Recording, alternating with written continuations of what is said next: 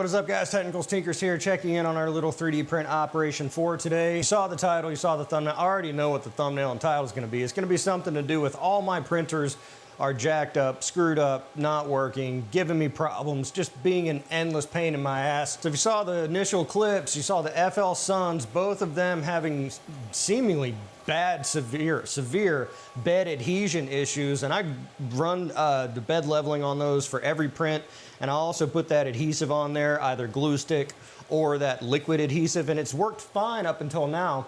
But the T1 Pro especially has failed on the past 4 separate prints and different models too. I could see if it was some kind of defect in the model that caused it to come up and just sort of drag it around the bed. But all different models. The S1 Pro, not sure I could say the same for that because I've had that nylon CF in there, and Paul sent me a carabiner model to print, and it just kind of, that's like the second screw up from that. So I'm going to take that CF out of the S1 Pro and try to run something different. But really, all the printers in here are kind of just, they all decide when it rains, it pours, right?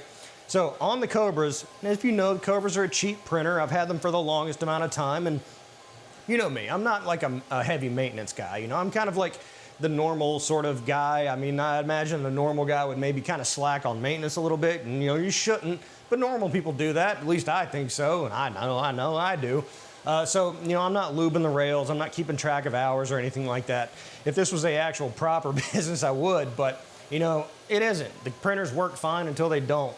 And so, Cobra's having sort of a litany of issues, mainly to do with extrusion. So on Cobra 1 and 2, these have been the least problematic, but some issues here and there. But number 3, which has been a great performer up until now, just I don't know if the extruder's going. I have a separate print head. I might try that.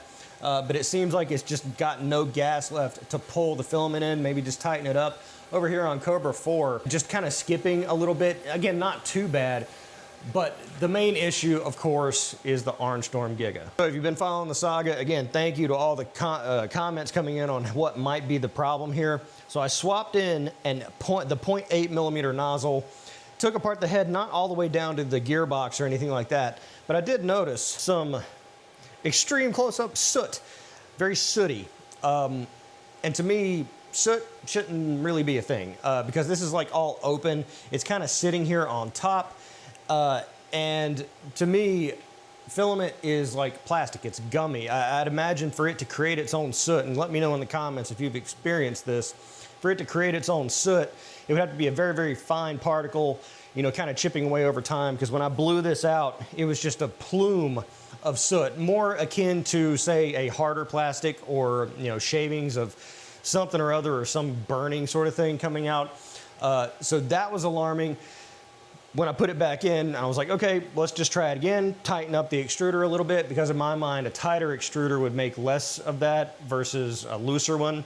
But someone actually in the comments said the opposite, so I might try the other way. But I'm never gonna get there because it won't boot up anymore. I turned the machine off to do the nozzle swap and to blow this out. But when I turned it back on, I got this screen. Okay, so you can see it says here, unable to connect. Once the underlying issue is corrected, use the firmware restart. It doesn't tell you what the issue is. It just says once the issue is corrected, restart it. And so I've tried restarting the firmware. I've tried restarting Clipper. I've tried turning the machine off and back on. I've tried turning the machine off for a good hour to clear any caches or RAM or anything like that. And then turning it back on. No combination of stuff gets it to load the firmware. So it's just in this perpetual state of not working. I sent a ticket into Elegoo, and I put that ticket in about 36 hours ago. I've yet to receive a reply. It's the weekend now. It's Saturday. I don't know if they have Saturdays in China. I imagine they have Saturdays in China. I don't know if they work on that day. I don't think they do. So waiting to hear back on that. Hopefully they know that I'm YouTubing and I don't have enough subscribers for them to really care about me yet, but the fact that I'm kind of showing some of the issues here maybe would encourage them to Elegoo, knock Elegoo, are you there? Help me resolve some of these. But certainly people in the comments are being very helpful with, having me suss out what it is. I imagine my next step is, because there's no documentation on this screen. I've yet to find anything, any example of anyone else having this issue. Admittedly, I haven't looked very hard. But I imagine maybe the next step is to reload the firmware or do a firmware update And from what I've seen, that requires me to just put it on a USB and then flash it with the console here. Hopefully it's that easy and not too involved. I'm really hopeful that it's not some kind of control board or something like that that I have to swap out, because this thing's kind of tucked in place. I'm not keen on like pulling this thing out. I'll tell you, if I were just gonna have to go to the trouble of pulling this thing out, it'd be the last time I pull it out. So, you know, it's very discouraging. Super cool printer. It's just, you know, I know a lot of people have had success with the Orangestorm Giga, but I'm not doing anything overly complex. And in my slices, sure, I've made lots of errors if you've been watching the channel, own up to all of it. But I feel like, you know, a lot of the errors are like, you know, I went 2 wall loops instead of 3. I don't feel like the errors that I've made in slices and stuff have been anything fundamental enough to, you know, cause the machine to malfunction, especially in this way. And if so, if you disagree with that, let me know in the comments, because I'm very glad to own up to that. But I kind of feel, you know, there's kind of a split fault here. Shouldn't be getting a screen like this after just turning it back on, because I've made no software or hardware modifications to the machine that should prompt that kind of thing. Also, the machine's not connected to Wi-Fi. It's offline, so I don't, you know, there's nothing configuratorially wise that should be causing the issue there. Soval's doing okay. We've got another hornet nest here. I should probably print one for myself, and I think I'm gonna make some modifications there. And over here on the bamboos, we've got our flanges for our desk project. So let's go look at that and try to glean something happy out of this day. All right, so back in the office, just kind of a recap. It's starting to look clean. I'm, you know, kind of been working on cleaning up a little bit, removing clutter. Clutter identified, must remove. Clutter identified, radon detector must remove. But overall, looking pretty clean. Very happy with some of the trimmings and stuff that I've been able to 3D print. Really basic stuff. And like I mentioned, I plan on doing a video on all the different things I 3D printed, like in combination with the slat wall. But I got the raceway in. I've got these guards here to hide the speaker wire. Still got to connect the subwoofer down here. Finish that out, put the light in. You know, some other things like these cable management raceways, I still got to clean that up there. Lots of brackets and, you know, paper boxes and all sorts of, all manner of things that have been very helpful in kind of, you know, cleaning up my office a little bit. The speaker housings are in place. They came out a lot more jacked up than I would have liked, and I started to redesign them. But then I thought, they're hidden. No one will ever see them, and they work fine. So I've got both of those in place. I'm back here behind my ponytail. Hope you like bass ponytail. So that, very happy to have that in place. And the final thing, or not the final thing, but one of the things I've been working on, like I mentioned, my desk fan. Plan to do a separate content for that because I feel like it does have strength to do it. I got this little 3-inch inline fan. Again, if you haven't seen the prior vlog, I want to have a desk fan, but I don't want a fan on my desk. And so my idea was to put this underneath. Let's just show you. All right, so the gist of it being fan underneath desk, right? Pulls air in from underneath the desk. That way I don't have to have a fan on top of my desk. And then I actually designed this in Fusion. My first, I don't say proper design in Fusion, but thing that required more than like one step. It's an adapter that runs from the 3-inch here to the, or 3.75 inch here, to the 2.75 inch hole that I have in the desk. Now, I might go back and redesign this to be a little more contoured to allow, because it's kind of compressing the air. You can see how tight of a adaptation this is. And I think maybe if I just add a 45 here of something that's you know, in between 375 and 275, I can get more of a curved shape, capture more of the air, but overall, when I tested it, it was blowing just fine. So have the adapter on this side here, goes in under the desk, comes through the hole, and then the hole has one of these, and that's what's printing on the bamboos right now. The upgraded version of this here flange goes in, and then, yeah, can you get the idea here?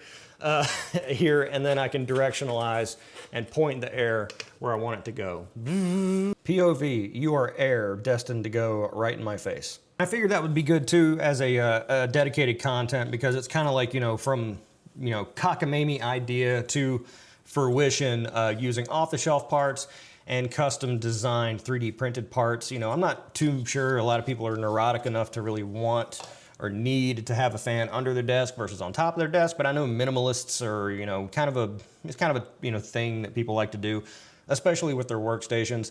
And obviously I'm never gonna get to a minimalist sort of aesthetic, but I can strive to get, you know, ever closer, because that's one less thing on my desk. I can replace a fan with just like a simple black gooseneck sort of thing that, you know, air comes out of all the time because I have to run it all the time.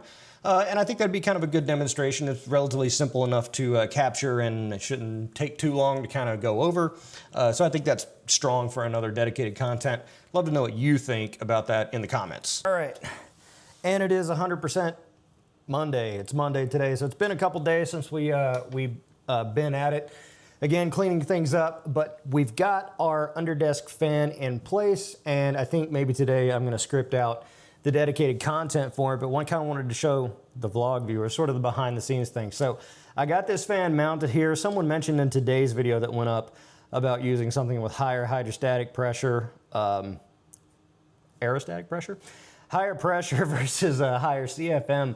But I've got the adapter in place here, and I've got the gooseneck here. So these are the parts that I'm actually going to put some mounting holes in here, or maybe I won't. I am gonna print it with a thicker infill, just something a little more robust and beefy. And I might just put like tape on here, some of that 3M tape, just so it kind of holds it in place versus putting more holes in my desk. I also thought about too, in the pursuit of simplifying, like, can I take my ultimate pen cup and somehow fuse? And I was like, that's ridiculous, don't do that. But when you put this in place, without it being sealed or held in place or anything like that, turn on our speed controller. The fan is loud. It's not meant to be quiet, but that's fine. And if you kind of run it low, I don't know if you can really hear that, but that's enough air for me, like on an ongoing basis. But if it's a particularly vapey kind of day or it's really hot, I can crank the son of a bitch up and it's a lot of air. I don't know what I really have to sort of demonstrate that, but here's some paper towels. So if you unfurl the paper towels, I mean, it takes a decent volume of air to hold up that many paper towels. Probably not the best way to demonstrate that, but I can tell you with confidence, you take my word for it, man. It's a lot of air. And so with the controller, my next step was thinking like, okay, can I mount this controller in this base here somehow? I think if I go to make this into an actual product to like sell as a kit or something like that, that's something I'm gonna wanna explore. But for my purposes, I'm gonna leave it on, you know, this amount and just, it's never gonna turn off. I never turn off my desk fan. And then I can just mount this under the desk with everything else. I do like the gooseneck. I was thinking maybe make it a little smaller, but I don't know if I want that jet of air, like kind of like on an airplane, that little tiny jet. I think I'm kind of cool with this. And you know, it takes up about as much space probably as a desk fan, but it's a little more elegant, I think. I was thinking of maybe doing a rigid design, or maybe just something that's shorter and has like, you know, a half moon, a semicircle that just blows it right, you know, generally in my face. But with this gooseneck, I can kind of move it around if I want to point it down at me versus, you know, up more so in my face, or if I'm not feeling the wind at that moment, I can just kind of turn it away and then turn it back, so to speak. So I think I'm happy with this. I think I'm gonna roll with this, and I think this is what I'm gonna use in that content. Again, gonna try to script that out today. Let me know if you think that, hopefully it works, you know, because I'm looking for one of those videos that kind of has some more high view potential.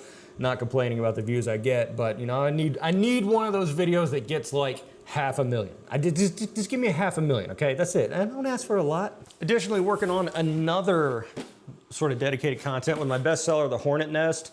This one, upon closer inspection, it's got like a line in here where I did a filament change. I'm probably gonna reprint this, but what I did is I went back through and sort of redesigned it. Now, some people saying they don't look realistic. I think it kind of looks realistic, somewhat realistic at least. It looks like a strawberry to me. But I asked Karinka, the girl that does the spicy models from way back, is like, hey, can you design me a hornet nest? Like, I'll pay. And so I think she's gonna take a stab at it. I tried using AI generators to build a 3D model of a hornet nest, but everything they were giving me was really just, it either looked great like a hornet nest, but was like impossible to print with all the detail and texture it put in, or it looked completely different. And AI doesn't seem to know what a hornet nest looks like versus a wasp nest, and that's me being dumb with my prompts. So if you're able to generate with AI a 3D model of a hornet nest and send it to me for so that I can print it and sell it to make money, feel free to do so. Email's in the description below. But what I did was I took my model and just cut a bigger section off the top, cut a section off the back, made a couple screw holes here. The idea being is that this is a cheaper version that people can buy and mount it under their eaves. So the other version that I make hangs. So it's got a little hole in here. I got to pull the supports out, but it's meant to sort of hang. This one is meant to mount. So underneath the eaves of your house, you could take this bad boy, stick it up under there, send your screws in, and you're done. And so it kind of gives the vibe of a hornet nest. I can offer it for cheaper because, you know, I can put 2 of them back to back. I can ship it for a lot less. So I could sell a 2-pack theoretically for the same price as a big one. And it's the same amount of filament, same amount of headache, whatever.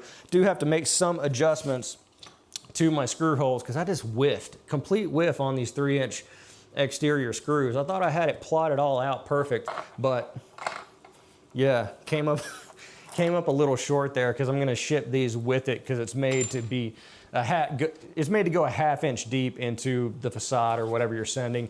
I'm not sending anchors. I'm not sending concrete based ones. If you got a brick house, sorry, spray some glue on it.